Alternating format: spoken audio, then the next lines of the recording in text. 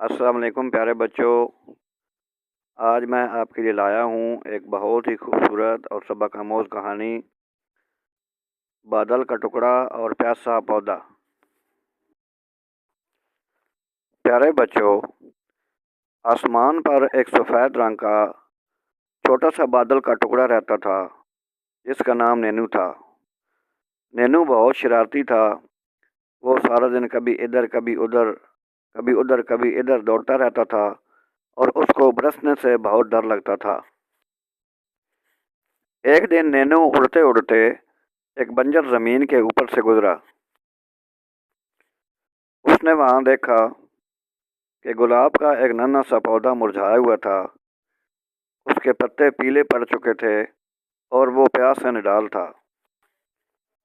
ننھے پودے نے دھیرے سے کہا، ارے پیارے بادل، کیا تم مجھے تھوڑا سا پانی دے سکتے ہو؟ اگر مجھے پانی نہ ملا تو میں سوکھ جاؤں گا۔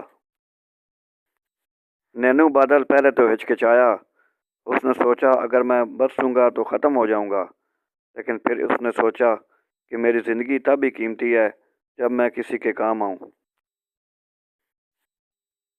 نینو نے زور سے اپنے آپ کو سمیٹا اور ٹپ ٹپ برسنا شروع کر دیا۔ ٹھنڈا پانی ملنے پر پودا خوشی سے جھوم اٹھا اور وہ پھر سے ہرا ہو گیا۔ اس کے اوپر ایک بہت ہی خوبصورت پھول نکل آیا۔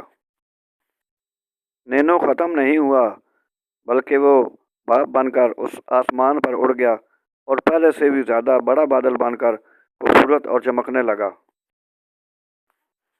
پیارے بچوں، میری آج کی کہانی کا سبق، کسی کی مدد کرنے سے انسان یا بادل کبھی کم نہیں ہوتا، بلکہ اس کی عزت میں اور بھی زیادہ اضافہ ہو جاتا ہے۔